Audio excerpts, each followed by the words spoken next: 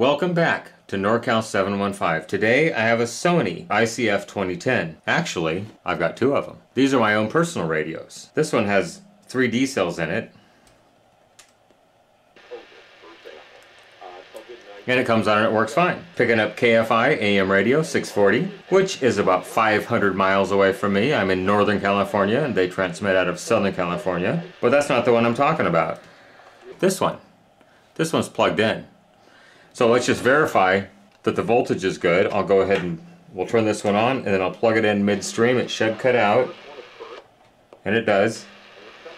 Showed error 3, so I know the AC adapter is working. Let me shut off the power to the AC adapter. And it goes to error 3. Plug it back in.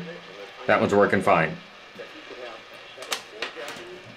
But that's not the one we're talking about. We're talking about this one.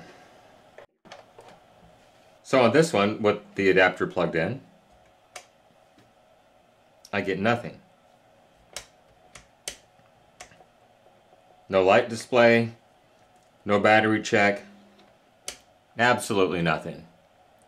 Well, let's start and check what they call the CPU battery, the battery that runs the clock and processor.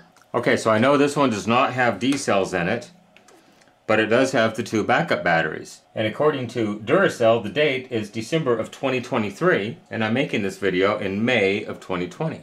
So let's get the voltmeter out. It's in the volt position. And we'll go ahead and reach back up in here. I have 1.066 volts. That's definitely bad. That's for 2 AA batteries. I should have just over 3 volts.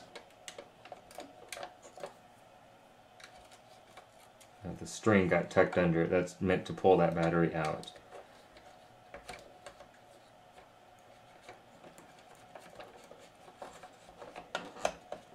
So let's check them individually. 1.260 and negative 0.195. This guy right here is the culprit, because it would probably run on 2.4 volts if I had 2 good 1.2 volt batteries in it. So I have a couple more Duracells.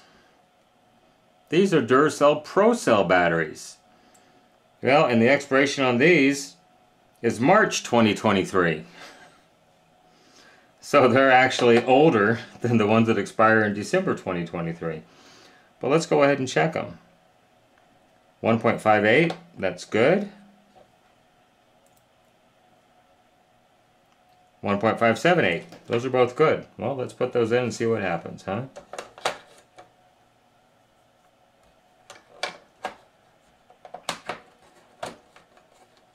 Alright, put the battery cover back on it. We should have a clock, and we do. 0, 0, 0. So if I power it on, I should get error 3, and I do. Absolutely perfect. Let's go ahead and connect the cord back up to it. Move the voltmeter away.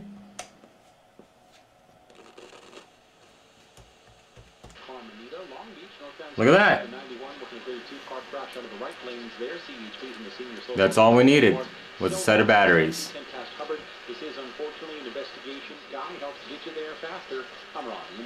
Alright, so it's working. That's all it needed. Just a couple of memory backup batteries. Well, I certainly hope you enjoyed this quick little video on the Sony Icf-2010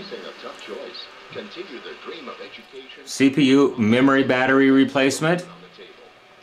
If you did, consider subscribing and liking this video. It really helps my channel grow. Remember, with your help, we can keep these things out of the landfill, out of the e-waste facility, and out of the recycle bin. You can contact me on Instagram, on Twitter, on Facebook at NorCal715. And I just opened a new email account, NorCal715videos@gmail.com. If you have a question, go ahead and shoot me an email. I will try to get an answer back. Of course, I do receive so many comments, questions, social media posts that it's really hard for me to get back to every single person, but I certainly do try. Once again, everybody have a great day. Thanks for watching this short little video. Bye-bye.